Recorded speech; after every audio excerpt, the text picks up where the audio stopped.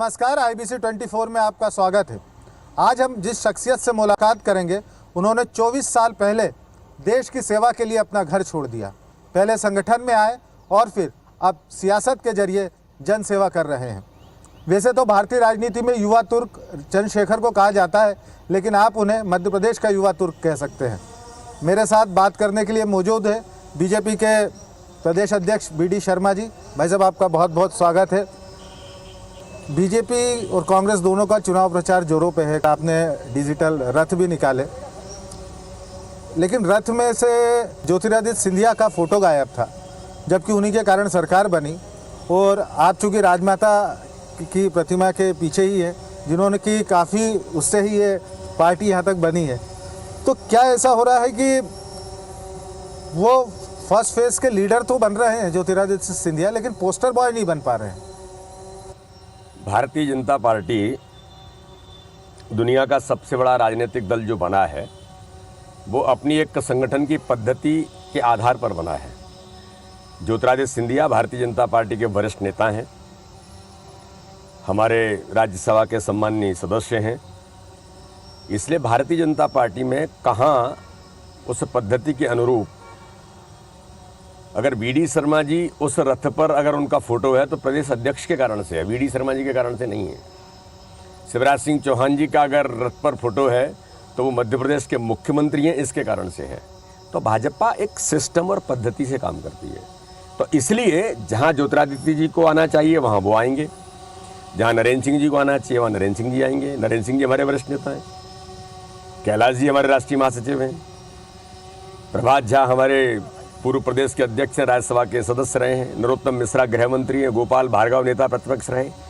तो कहाँ किनकी जहाँ आवश्यकताएं होती हैं तो एक पद्धति के अनुरूप भाजपा उस पर काम करे। मंच पर कौन रहेगा, कहाँ किसकी आवश्यकता है। कभी कभी हमारे मुख्यमंत्री से लेकर के प्रदेश अध्यक्ष को भी कहाँ लाइन में नीचे बैठना है वो नीचे ही बैठते हैं। तो इसलिए उस पद्धति पर काम करने वाला दल है। इसलिए कभी किसी की उसके लिए नहीं है कि कोई जानबूझ करके ऐसा होता है। पद्धति के अनुरूप भारतीय जनता पार्टी अपना आगे चलने का प्रयास करती है। देखिए, अब सरकार बनी, सरकार बनने के बाद मंत्रिमंडल का गठन हुआ। उसमें ऐसा माना जा रहा है कि 14 जो मंत्री हैं वो सिंधिया जी के समर्थक हैं। तो चलिए ठीक है, उन लोगों को तो आपने मौका दे दिया, लेकिन अब जब संगठन की बात आती है तो उनके साथ जो आप लोग कहते हैं कि 80,000 लोग मालवा में और चंबल इलाके में जुड़े हैं, तो इतने हजार की सदस्यता ग्वालियर में, आखिर वो कब और कैसे एडजस्ट होंगे? देखिए, एडजस्ट होने का विषय नहीं है। भारतीय जनता पार्टी में अगर मध्य प्रदेश के अंदर ही हम कहते हैं तो 1 करोड़ से ऊपर भारतीय जनता पार्टी के सदस्य हैं ऑफिशियल, जिन्होंने सदस्यता भारतीय जनता पार्टी के अभियान में भारतीय जनता पार्टी के सदस्य बने। और भारतीय जनता पार्टी हमेशा से एक विचार और मंथन करती है कि किस काम के लिए कौन कहाँ उपयोगी है। माननीय ज्योतिरादित्य सिंधिया जी के साथ भी बड़ी संख्या में उन मित्रों ने भारतीय जनता पार्टी की सदस्यता ग्रहण की है। उनके बारे में नीचे से लेकर ऊपर तक जहाँ जो आवश्यकता होगी, राज्यसभा के सदस्य माननीय ज्योतिरादित्य जी बने। हाँ, बिल्कुल। इसी प्रकार से जो साथ में विधायक आए थे उनमें से लोग मंत्री बने तो बने, लेकिन संगठन को कहाँ किसकी आवश्यकता है, कौन कहाँ उपयोगी है, क्योंकि भारतीय जनता पार्टी सर्वस्पर्शी और सर्वव्यापी भूमिका में काम करती है। इसलिए पूरे मध्य प्रदेश के अंदर हर समाज वर्ग का प्रतिनिधित्व कैसे बनेगा, उसमें अब ज्योतिरादित्य सिंधिया जी एक अलग फैक्टर नहीं है। वो भारतीय जनता पार्टी के अभिन्न अंग हैं, परिवार के अभिन्न सदस्य हैं। जो लोग मित्र आए हैं, परिवार भारतीय जनता पार्टी का बड़ा है, तो उनमें से जहाँ जिसकी जो आवश्यकता होगी, जो जहाँ उपयोग हो सकता होगा, भारतीय जनता पार्टी एक भाजपा के कार्यकर्ता के नाते से जरूर करेगी। और भाजपा तो सबको साथ लेकर के चलती है। मेरा अगला सवाल सुधीर करेंगे। सुधीर वैसे मुरैना से हैं, लेकिन सवाल पूछने के मामले में वो बिल्कुल कोई ढिलाई करते नहीं है। तो अब आपसे सुधीर सवाल करेंगे। भाई साहब, मेरा सवाल ये है आपसे कि अभी आप प्रदेश अध्यक्ष संगठन के मुखिया हैं यहाँ पर लेकिन ये चुनाव जो चल रहे हैं, इससे ठीक पिछले चुनाव में हम बात करते हैं 2018 और 19 के जो चुनाव हुए थे, उस समय BD शर्मा प्रदेश में महामंत्री थे। 5 साल लगभग हुए भी नहीं थे, आपको 4 साल ही मेरे ख्याल से बीजेपी में आए हुए थे। और विधानसभा की बात करें तो लगभग आधा दर्जन से ज़्यादा सीटों पर आपका नाम, गोविंदपुरा हो, हुजूर हो, मुरैना, विजयपुर, ग्वालियर पूर्व, ऐसी तमाम सीटें, लोकसभा के अंदर भी तमाम नाम। और उस समय देखा था कि बीजेपी के अंदर एक बड़ा वर्ग, एक बड़ा ऐसा तबका था जो आपका सीटों को लेकर विरोध कर रहा था, अपने राजनीतिक भविष्य की चिंता को लेकर। अब आप संगठन के मुखिया बने हो, उन्हीं लोगों के साथ काम कर रहे हो, तो क्या असहजता महसूस होती है, या फिर उन लोगों के सामने वो लोग जब आपके सामने आते हैं वो अपने आप को सहज महसूस कर पाते हैं? देखिए, राजनीति में काम करते करते, और ये जो भारतीय जनता पार्टी है वो मनुष्यों का संगठन है, मनुष्य प्रवृत्ति होती है, तो उसके अनुसार ये सारी चीज़ें जो लोगों के मन के अंदर आती हैं ये सब चलता रहता है। लेकिन हम लोग बहुत छोटे मन से नहीं सोचते। अगर मैं भारतीय जनता पार्टी का प्रदेश का अध्यक्ष बना हूँ तो मेरा कल किसने विरोध किया था, कहाँ क्या हुआ था, अपनी मत व्यक्त करना, अपनी बात कहना, ये सबको अपना अधिकार है, और मुझे लगता है कि लोग ये सारी बातें करते भी हैं। तो इसलिए मैं इसको नहीं मानता, हम बड़े मन से काम करते हैं। अगर मुझे भारतीय जनता पार्टी की जिम्मेदारी मिली है और मैं प्रदेश का अध्यक्ष बना हूँ तो मेरी जिम्मेदारी है कि सबको लेकर, सबके साथ मिलकर भारतीय जनता पार्टी आगे बढ़े, ये मेरी भूमिका है। तो मेरा दायरा और मेरी जिम्मेदारी जब बड़ी है तो मेरी सोच भी उसके अनुसार आगे जानी चाहिए, और उस दृष्टि से ही हम लोग मिलकर के सोचते हैं। इसलिए भारतीय जनता पार्टी में उन सब लोगों के साथ मिलकर के आज ताकत के साथ हम सब लोग काम कर रहे हैं। और जहाँ तक बाकी सारी जो बातें हैं कि कहाँ से नाम चलता है, क्या है, ये तो संगठन जो तय करता है। मैं ऐसा मानता हूँ कि मैं वो कार्यकर्ता हूँ कि भारतीय जनता पार्टी के संगठन ने तय किया कि मुझे झारखंड जाना है तो मैं झारखंड गया। झारखंड में मुझे कहाँ जाना है तो दुमका गया, शिबू सोरेन के क्षेत्र में। मैं 1.5 साल रहा वहाँ और वहाँ काम कर रहे थे, हमको उसमें भी आनंद था। बाद में कहा नेहरूवा केंद्र में जाना, मैं नेहरूवा केंद्र में काम कर रहा था। बाद में कहा कि तुमको चुनावी प्रक्रिया में जाना है तो मैं उस प्रक्रिया में आ गया। चुनाव कहाँ से लड़ना है ये संगठन को तय करना होता है। इसलिए भारतीय जनता पार्टी कार्यकर्ता आधारित संगठन ही इसलिए। अमित शाह जी राष्ट्रीय अध्यक्ष थे और बड़े मंच से बोल कर गए थे जब आपका चुनाव था कि बीडी को जिताइए, भविष्य में एक दिन बड़ा नेता बनने वाला है। पर ये जो बयान थे ये यहाँ के नेताओं का सच लग रहे थे, शायद ऐसा कुछ इसलिए। नहीं, देखिए ऐसा नहीं है। माननीय अमित शाह जी का मुझे स्नेह और आशीर्वाद है। मैं उनको एक आदर्श राजनीतिक तौर पर मान करके राजनीति में उनको लेकर के चलता हूँ। माननीय मोदी जी, माननीय अमित जी, और मध्य प्रदेश का हमारा जो नेतृत्व है, चाहे शिवराज जी हों, चाहे नरेंद्र सिंह तोमर हों, चाहे कैलाश जी हों, नरोत्तम जी, गोपाल जी, प्रभात जी, इन सब लोगों ने भी भारतीय जनता पार्टी में जो संघर्ष किया है, और मध्य प्रदेश को जो आपने कहा अभी कि राजमाता जी से लेकर के कुशवाहा ठाकरे ने भारतीय जनता पार्टी के संगठन को मध्य प्रदेश के अंदर सींचा है। इन्होंने एक पद्धति विकसित की है। कुशवाहा ठाकरे ने पूरे देश के अंदर मध्य प्रदेश से पद्धति विकसित करके देश के अंदर भाजपा को खड़ा किया है। तो ये सब लोग भी उससे निकले हुए लोग हैं। इन सबका आशीर्वाद, सबका स्नेह, और मेरे जैसा कार्यकर्ता एक अच्छा महामंत्री कैसे बन सकता है, एक अच्छा प्रदेश का अध्यक्ष अगर मैं बना, तो यही बात हुई कि एक अच्छा प्रदेश अध्यक्ष बनने में समय लगता है। जिम्मेदारियां, पद तो मिल जाते हैं, लेकिन उस पद के अनुरूप बनना ये सामान्य और आसान नहीं होता। इन सबके आशीर्वाद और सहयोग से ही मुझे लगता है कि मैं मध्य प्रदेश के अंदर एक अध्यक्ष की अच्छी से अच्छी भूमिका निभा सकूं। उसमें इन सबका योगदान और सबका आशीर्वाद और स्नेह है। इसलिए मैं मिलजुल करके हम सब लोग आगे बढ़ते हैं। तो भारतीय जनता पार्टी में मेरा ऐसा मानना है कि सबका ही स्नेह मेरे ऊपर है और उसके आधार पर हम काम कर रहे हैं। मैं यहाँ से एक सवाल लेता हूँ आपके बारे में। जब हम थोड़ी सी रिसर्च कर रहे थे तो पता चला कि आपने अपनी ही सरकार, जब बीजेपी की सरकार थी, तब आपने छात्रों के समर्थन में अपनी ही सरकार के खिलाफ आंदोलन किया। तब ये माना जाता था कि आप, यानी माना जाता है कि आपके जैसा आक्रामक और जुझारू नेतृत्व कम ही, बिरले ही होते हैं। लेकिन अब आप अध्यक्ष बन गए, तब सबको बड़ी उम्मीद थी कि विराट कोहली और धोनी की तरह आपकी बल्लेबाजी होगी।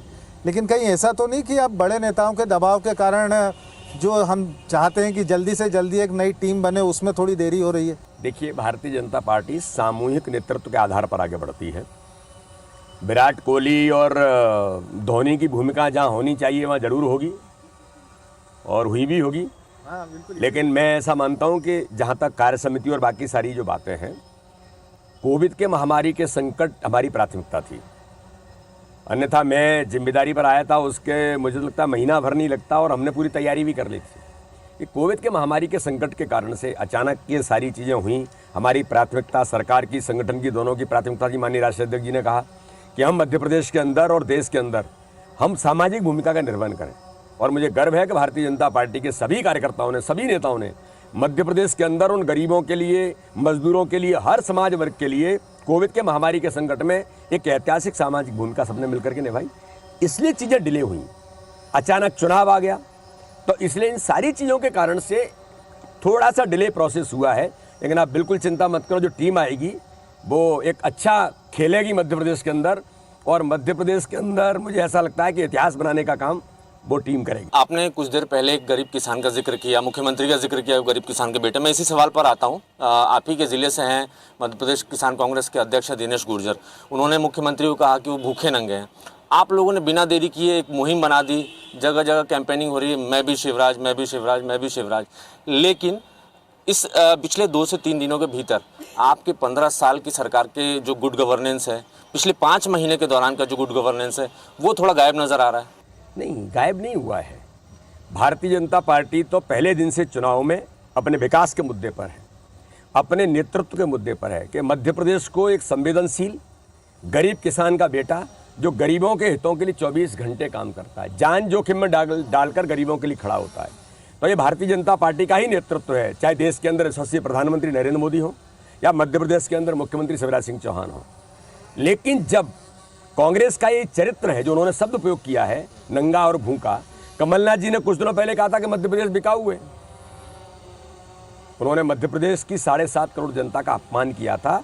दिनेश गुर्जर हो या उनके कोई भी जो नेता हैं, उन्होंने जिन शब्दों का उपयोग किया है कि शिवराज सिंह चौहान भूखे और नंगे हैं और कमलनाथ तो इस देश के बड़े उद्योगपति हैं।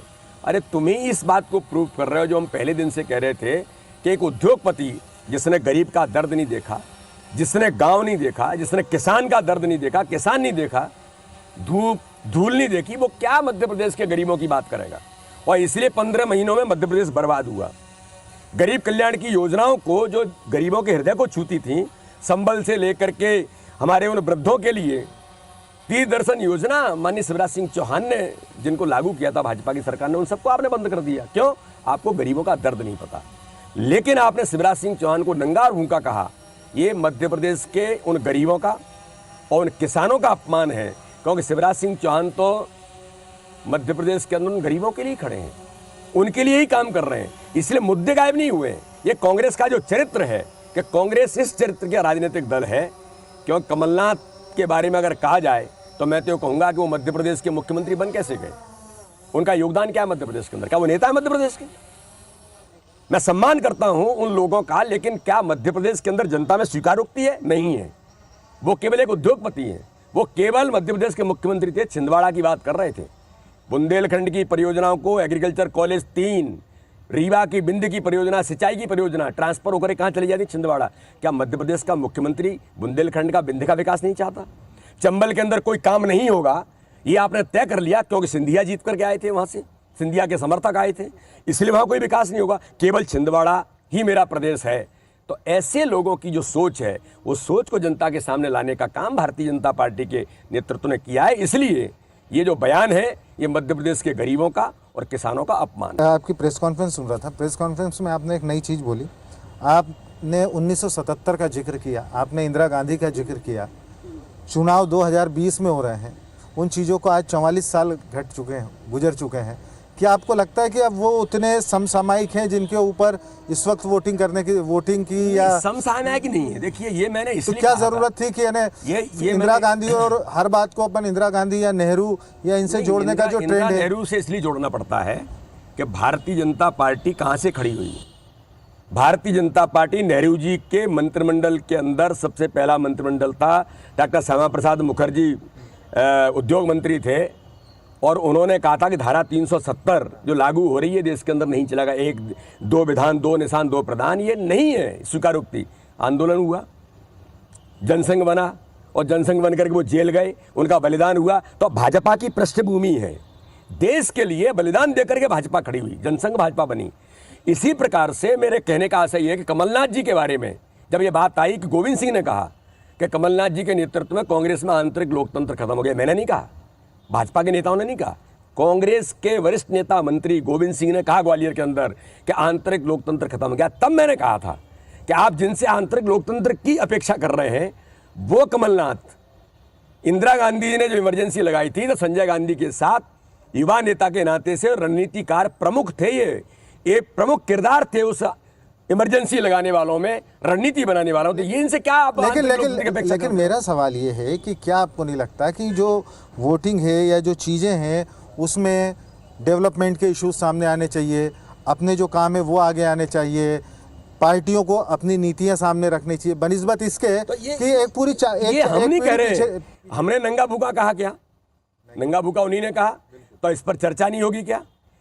उन्हीं के मंत्री ने, जो वरिष्ठ नेता हैं कांग्रेस के गोविंद सिंह, ग्वालियर चंबल रीजन में चुनाव प्रमुखता पर हैं, वहाँ उन्होंने कहा कि आंतरिक लोकतंत्र खत्म हो गया है। तो हमने उस संदर्भ को दिया है। बाकी हमारे आप पैम्पलेट देखेंगे, हमारे इश्यूज देखेंगे, जनता के बीच आप हमारे नेता जो बात कर रहे हो, हम तो विकास के मुद्दे की बात कर रहे हैं, हम तो नेतृत्व की बात कर रहे हैं कि संवेदनशील नेतृत्व चाहिए। या जिसने मध्य प्रदेश को बंटा ढार कर दिया था 2003 से पहले दिग्विजय सिंह के इशारे पर कमलनाथ सरकार चला रहे थे, वो नेतृत्व चाहिए। उद्योगपति चाहिए या गरीब किसान का बेटा चाहिए। हमने तो मुद्दों की बात की है।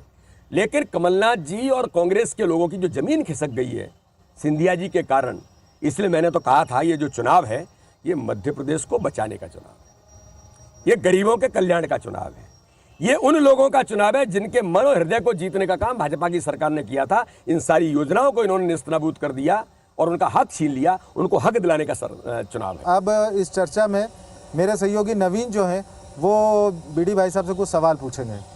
भाई साहब, आप ये मानते होंगे 2018 में भी चुनावों में किसान बड़ा मुद्दा था और एक बार फिर 2020 में जो चुनाव है, उपचुनाव है, उसमें भी किसान बड़ा मुद्दा है। कांग्रेस ने 2018 में भी कर्ज माफ़ी का मुद्दा जोर शोर से उठाया था। सत्ता में आने के बाद कर्ज माफ़ी हुई, अब 2020 में उपचुनाव है, बार बार कांग्रेस से कह रही है कि 26 लाख किसानों को कर्ज माफ हुआ। कमलनाथ ने पेन ड्राइव दी सबूत के तौर पर। आपकी सरकार ने विधानसभा में जवाब भी दिया कि 26,95,000 किसानों की कर्ज माफ़ी हुई, हालांकि 2 लाख तक की नहीं हुई, ये बार बार आप लोग कह रहे हैं। जब सरकार मान लेती है विधानसभा में, विधानसभा के रिकॉर्ड पे ये सवाल का जवाब है, तो संगठन और बीजेपी के कार्यकर्ता, बीजेपी के नेता क्यों नहीं मानते हैं कि कर्ज माफ़ी हुई है? देखिए, बीजेपी के नेताओं के मानने से नहीं होता है। हम राजनीतिक दल हैं, हमारी बात सब लोग कब मानेंगे जब जनता इस बात की स्वीकारोक्ति देगी। आपने किसानों के साथ झूठ बोला, छल किया, आपने कपट इसलिए किया कि आपने कहा था कि 2 लाख तक का कर्जा 10 दिन के अंदर माफ़ करेंगे, और राहुल गांधी उनके राष्ट्रीय अध्यक्ष थे, उन्होंने कहा था कि 10 दिन तक कर्जा माफ़ नहीं हुआ तो मैं मुख्यमंत्री बदल दूंगा। मध्य प्रदेश के अंदर ये कहना कि कर्ज माफ़ हुआ है, ये मध्य प्रदेश के अंदर शुद्ध और शुद्ध सफ़ेद झूठ है। और जिस विधानसभा की आपने चर्चा की, विधानसभा के अंदर कितने हज़ार करोड़ का कर्जा माफ़ हुआ है? 6,000 करोड़ रुपए का। आपसे मैं पूछना चाहता हूँ, मध्य प्रदेश के अंदर 2 लाख तक के कर्जा माफ़ करने के लिए कितने किसानों का कर्जा माफ़ होने चाहिए था? आपने केवल झाबुआ में चुनाव था, आप झाबुआ में जाकर के आपने ये कर दिया, कहीं किसी का 1,000, किसी का 2,000, किसी का 5,000। और इसमें सबसे महत्वपूर्ण बात यह है कि आपने धोखा किसानों से और क्या दिया। बैंकों में पैसा, कोऑपरेटिव बैंक में पैसा किसका था? किसानों का था। उसी पैसे से आपने कर्जा माफ़ कर दिया, उसी का पैसा उसी को दे दिया और मूर्ख बना दिया, और बैंक डिफाल्टर घोषित हो गए। आप बैंकों से पूछिए, कई जगह पर तो अभी हरदा के किसान सर्टिफिकेट लेकर के घूम रहे थे कि साहब हमको ये सर्टिफिकेट दिया, हमारा कर्जा माफ़ हुई नहीं। और जिस पेन ड्राइव की बात की आपने, बहुत अच्छा प्रश्न किया है। पेन ड्राइव के अंदर हमने नहीं, जो पेन ड्राइव दिया था 26 लाख की बात कर रहे थे कमलनाथ जी, मीडिया के मित्रों ने मध्य प्रदेश के अंदर एक चैनल ने नहीं, कई चैनल ने लोगों को लगा करके फ़ोन किए। किसान के उबल पड़े, किसान कि क्या तरीका है ये, कौन कह रहा कर्जा माफ़ हुआ है हमारा? झूठ बोल रहे हैं आप। जीतू पटवारी इनके बड़े उच्छृंखल नेता हैं, मैं उनको उच्छृंखल कहता हूँ। वो जाते हैं तो किसान जूते चप्पल लेके खड़े हो जाते हैं कि दिखना मत यहाँ, आप तुम झूठ बोलते हो और आप यहाँ आज आप आ गए। मेरे कहने का आशय ये है कि जनता में किसान कर्ज माफ़ी आपने झूठ बोल करके सरकार बनाने का प्रयास किया था, अब फिर झूठ बोल रहे हैं।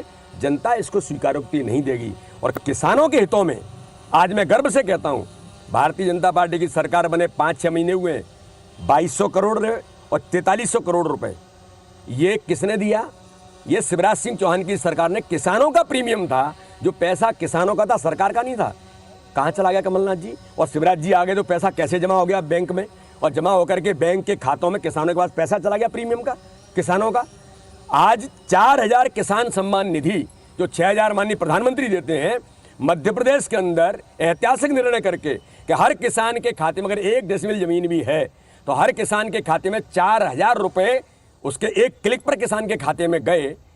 मैं बताना चाहता हूं कि 22,000 करोड़ रुपए अलग अलग प्रकार से, या 2,200 करोड़, 4,800 करोड़ प्रीमियम से, किसान सम्मान निधि 4,000 की किसानों के खाते में, 22,000 करोड़ रुपए माननीय शिवराज सिंह चौहान ने 6 महीनों के कार्यकाल में कोविड के महामारी के संकट में किसानों के खाते में डाले हैं। तो इसका जवाब इनके पास नहीं है। आपने किसानों से झूठ बोला, अब किसान आपके झूठ को स्वीकार नहीं करेगा।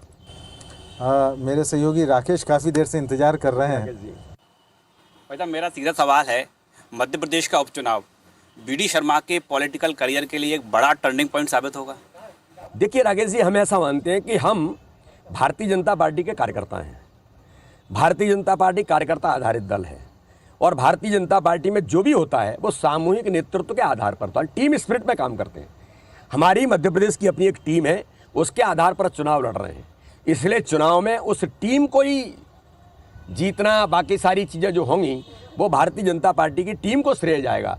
उसके नेता हमारे शिवराज सिंह चौहान हैं, संगठन में बीडी शर्मा जी काम करते हैं, तो फिर ज्योतिरादित्य सिंधिया भी हैं, नरेंद्र सिंह तोमर भी हैं, गोपाल भार्गव भी हैं, नरोत्तम मिश्रा भी हैं, कैलाश विजयवर्गीय जी भी हैं, प्रभात झा जी भी हैं। सब लोग मिलकर के लगातार, आपने देखा होगा, अगर आज का दिन है तो आज के दिन में कहीं सीएम साहब होंगे, कहीं सिंधिया जी घूम रहे होंगे, कहीं नरेंद्र सिंह जी घूम रहे होंगे, कहीं बीडी शर्मा घूम रहे होंगे। हम ऐसा नहीं है कि एक जगह इकट्ठे होकर के चीज़ें कर रहे हैं। पूरे मध्य प्रदेश के 2800 विधानसभाओं में हम सब लग करके मंडल सम्मेलन, अब आज 15 तारीख से हमारा शुरू हुआ है बूथ का सम्मेलन। बूथ के सम्मेलन में नेता हमारे उतर गए मैदान में।